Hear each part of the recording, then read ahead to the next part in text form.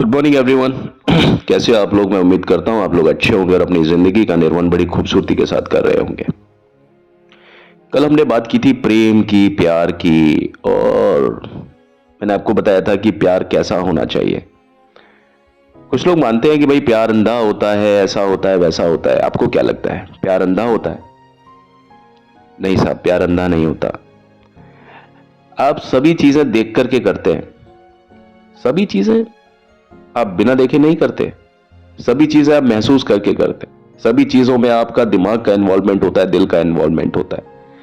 और ऐसा करना जरूरी है और ऐसा करना लाभदायक है। अपना दिमाग लगाइए, सोचिए, लेकिन ज्यादा चालाक मत बनिए, बस यही है।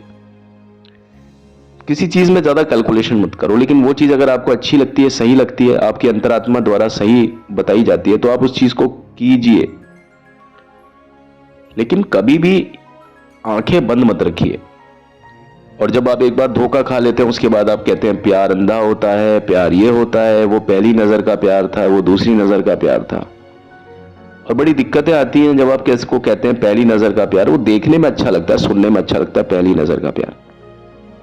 अक्सर पहली नजर का जो प्यार होता है ना, वो सिर्फ, अक्सर मैं बोल रहा हूं, अक्सर, ज्यादातर नहीं या हमेशा नहीं, अक्सर जिसे हम पहली नजर का प्यार होता है ना, उसको बोलते हैं ना, तो उसके बाद में जब आपका वही प्यार दूसरी नजर, तीसरी नजर, चौथी नजर का प्यार होता है ना, तो पहली नजर का प्यार होने के साथ साथ वही प्यार आपका दूसरी, तीसरी, चौथी, पांचवी, छठी नजर का प्यार भी होना चाहिए। और जब आप उन सभी प्यार में से आप एक बार किसी इंसान से मिले, पहली बार मिले, पहली बार आपने देखा, बड़े इंस्पायर्ड हुए उससे, बड़े फिदा हो गए उस पर, उसकी खूबसूरती पर, उसकी स्मार्टनेस पर, अच्छी बात है। लेकिन आप पहली बार से ही इमेज बना सकते हैं। कई बार होता है, और ज्यादातर यही होता है कि पहली बार जो हम किसी के बारे में इमेज बनाते हैं, जो हमारा दिमाग हमको संकेत देता है, वो सही है। लेकिन अक्सर इसी समय पर कई जगह पर चूक हो जाती है। हर इंसान ऐसा नहीं होता। कई बार कोई इंसान आपके सामने आता है तो वो उसका बनावटी रूप भी हो सकता है। बहरहाल, बनावटी रूप हो चाहे नहीं हो, लेकिन आपको हर चीज में थोड़ी सी सतर्कता तो बरतनी होगी ना। आपको टटोलना होगा, आपको थोड़ा सा देखना होगा, आपको सब चीज का मंथन करना होगा। जिस इंसान को से आपको प्रेम होता है, आप उससे लगातार मिलना चाहते हैं, बार बार मिलना चाहते हैं, और आप उसी के ही हो जाना चाहते हैं। जिस इंसान से आपको मोहब्बत होती है, आप उससे शादी करना चाहते हैं। क्या आप उसके साथ में सिर्फ प्यार करके रह सकते हैं, या आप उसके साथ में सोचते हैं कि मैं शादी भी करूं इसके साथ में, इसके साथ में मैं पूरी जिंदगी बिताऊं? मैं ईमानदार लोगों की बात कर रहा हूं, मैं बेईमान लोगों की बात नहीं कर रहा।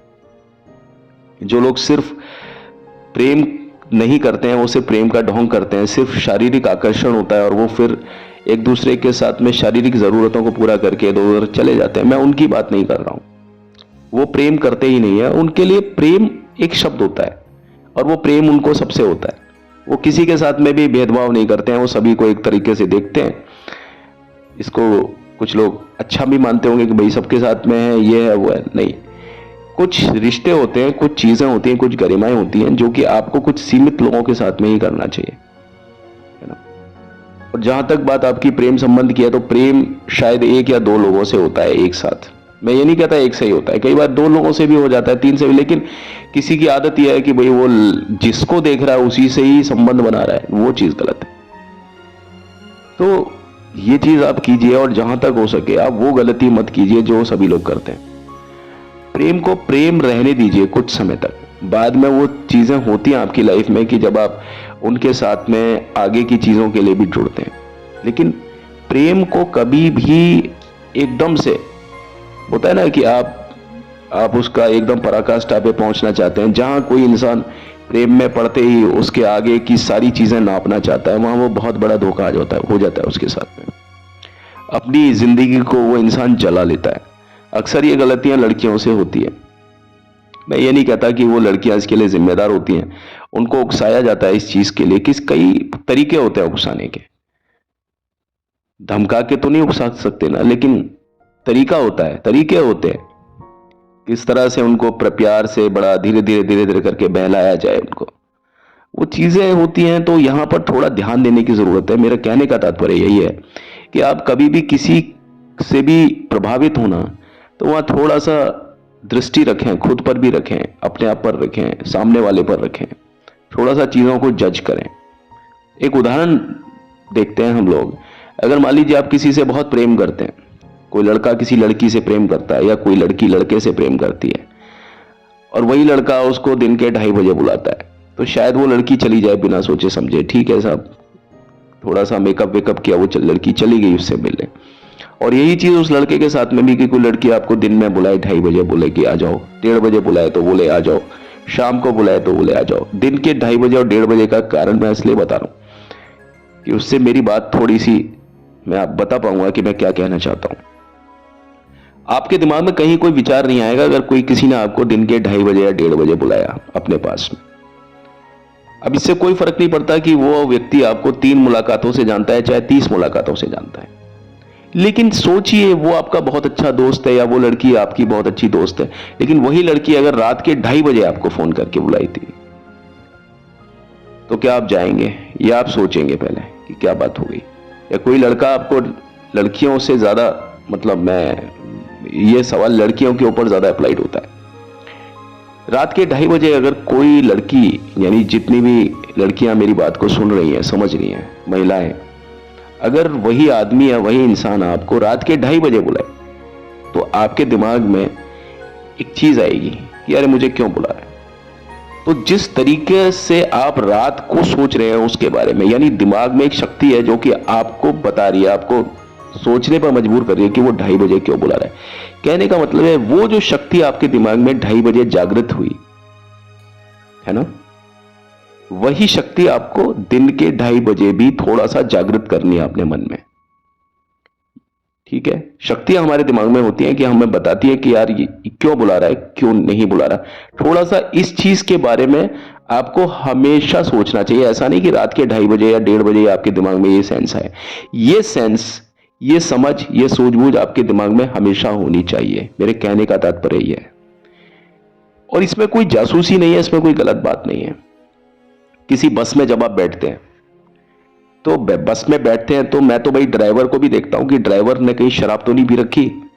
भले ही वो मेरा दोस्त हो, चाहे कितना अच्छा इंसान हो, इंसान का अच्छा होना, वो मेरा दोस्त होना एक अलग बात है, लेकिन जब वो गाड़ी को चला रहा है, बस को ड्राइव कर रहा है, मेरे सामने बैठा हुआ है, वो मेरा बहुत अच्छा दोस्त है मान लीजिए, लेकिन वो शराब पिए हुआ है और उसका कुछ ऐसा है, या तो कंफ्यूजन हो गया उसको, कोई कोई कोई टेंशन चल रही है उसके दिमाग में, उसका ध्यान आगे रोड पर नहीं है, वो चला ही नहीं पा रहा गाड़ी को, या उस स्थिति में नहीं है, शराब बहुत ज्यादा पी रखी है।